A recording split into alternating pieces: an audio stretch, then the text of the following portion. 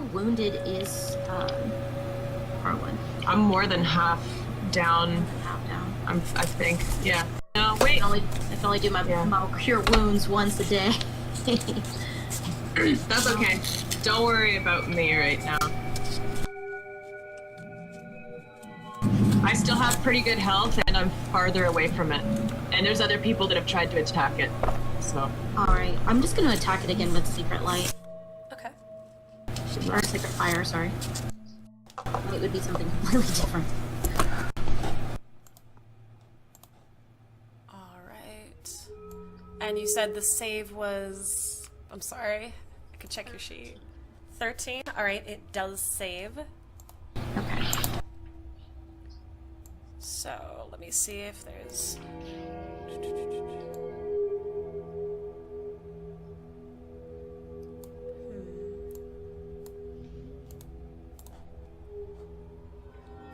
It doesn't look it'll... I can't... Unless it says it on the sheet, it doesn't say here that it'll still take half damage if it misses. So... you... Wait, hang on. Actually, let me search real quick. Just to make sure, because I think most of them have something in place. I don't know if Secret Flame does, though. Okay.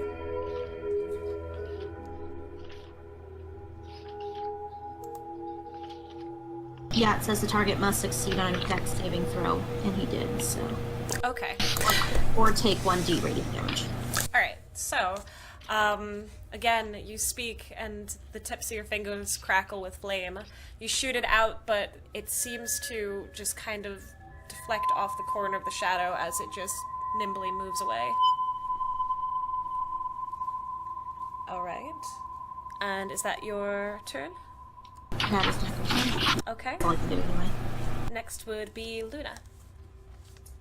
Okay, noticing all the commotion, I just swiftly kind of relate to my opponent, knowing that I'm not very strong, and just observe and see what everyone else, what their strengths are, or what kind of attacks they do. Okay. Alright. Poor lady's gonna die. So you're pulling back and observing, and that would bring it to Mika. Okay, well, I am already quite close to it. So, I take my action to draw one of my swords. Mm-hmm. And should I take any penalties for being pretty drunk? Not really. Okay. Sounds much easier then. Then I will slash at it. I have one short sword. Okay. I just want me to roll an attack for you? Yes. D20 plus 3. And hit with a 20. Oh, Awesome. I hope I hit. Fantastic, yeah. So you can roll for damage. Okay. 1d6. Okay. So, you take out your short sword and almost seeming slightly more sober now that... Oh wait, you actually have to step here to hit it with your short sword. Okay, is that too many actions in one turn, or are we... Nope. Nope, you can take a 5-foot step, no problem. Okay, there we go. Alright. So, you whip out your short sword and immediately just target the creature and swing it out. You slice through it and almost the blade seems to go right through it, but you feel a little bit of resistance, as if it has some sort of form beneath it. And next would be Emilia.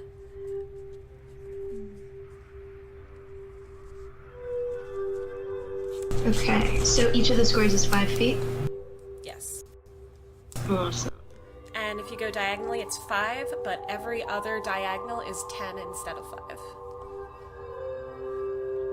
Okay. Okay. So, I'm trying to figure out where... I want to cast Sleep on these two, and I'm trying to figure out exactly where I should put it on the board. Sleep? Yeah, Okay. because I don't want her to fall asleep, too. or for Mika to fall asleep too. Okay. So, do I have to cast it directly at one particular creature, or can I kind of like blow the sand over, like here? Can you see me when I click? I can see when you click and hold. Okay. It should, yes, there you go. Just send it over this area. Alright, it looks like creatures within 20 feet of a point that you choose within range are affected. Alright, so let's see. If you center it here, it'll be 5, 10, 15, 20. So it might catch the woman as well if you center it here. Can I center it here? If you center it here, it'll still go through 5, 10, 15, 20. It'll still go out to here. Not the entire circle there, but up to that block. Oh, okay. Alright, so... So basically it's 4 blocks away from the point that you cast it. Alright, so I'll cast it over here. And that'll still hit. Will that still hit the shadow? Yes. If you're casting it about here, yep, it'll hit the shadow. So I find it. Actually, Okay. just for convenience's sake, is this about where you're casting it? Yeah. Alright. Alright, it might actually catch Teague. That would be fine. I mean, Turning around. you could. Anyway. Yeah. Jake, have you been hit yet? I'll just dump water on her too. It's alright. Yeah, I mean, she'll be fine. Yeah, she's just gonna be asleep. That's it. Just sleep. Yeah. Alright, let's see. So, gonna roll 5d8, 26. Whoa. And now to figure out exactly how this works. Okay, so the total of how many hit points of creatures a spell could affect, starting with the lowest. Okay. So who's got the lowest in that range? Probably the barkeep. He's a commoner. Sorry, barkeep. It's alright, dude. He doesn't need to see what's gonna happen. That moment when you actually have to check the hit points of a commoner. Oh yeah. Yep, barkeep is out.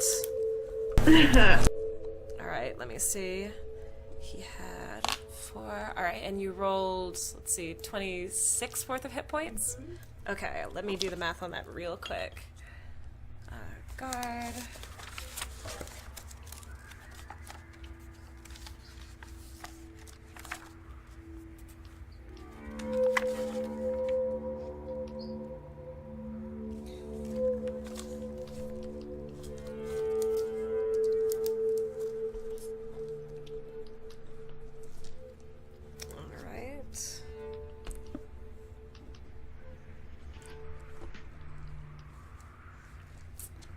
See, does it say total hit points or no? I guess it just says normal hit points. Cool.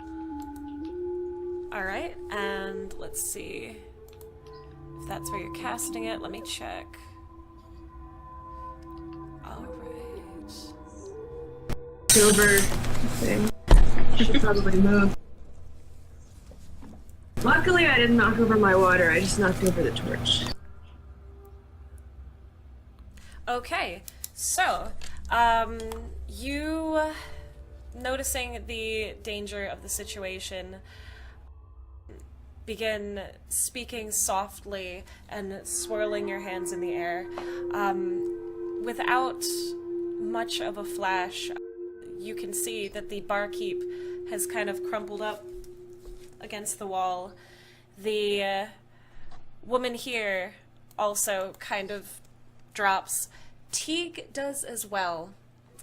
You feel a sudden exhaustion just completely overtake you, and you fall asleep right on the spot. Everybody watching will also notice, however, that the shadowy form seems to curl up and drop to the ground in a tall puddle. So, if that is your move, alright, that will bring it to the creature, who is currently crumpled on the floor.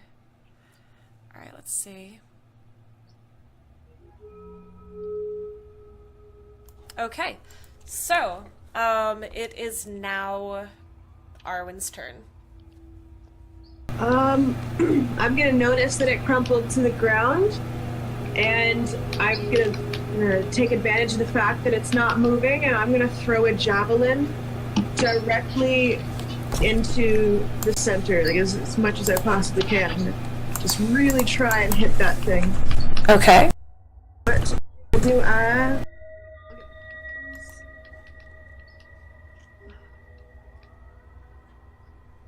Alright, what do I roll again? A d20 to... To hit, yeah. 1d20... 13, and then that's... What is that plus? Is that plus the initiative? That is plus your attack modifier, which should be found beside your weapon. Or your attack bonus, sorry. Attack bonus, okay, sorry, so plus 7, so that's 20. Alright, yeah. Yeah, That will hit. Yep. sweet. And then I roll a 1d6 to see damage. Okay.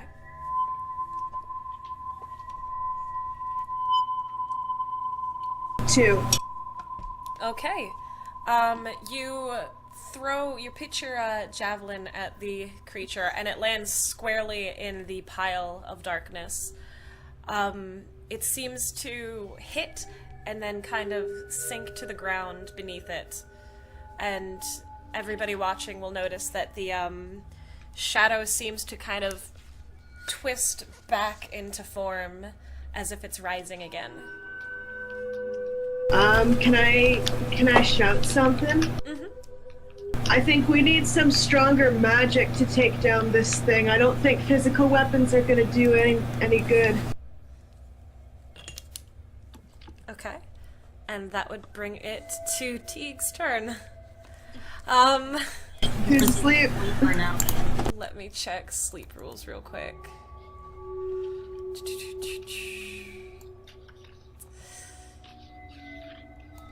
You are currently unconscious, I'm sorry.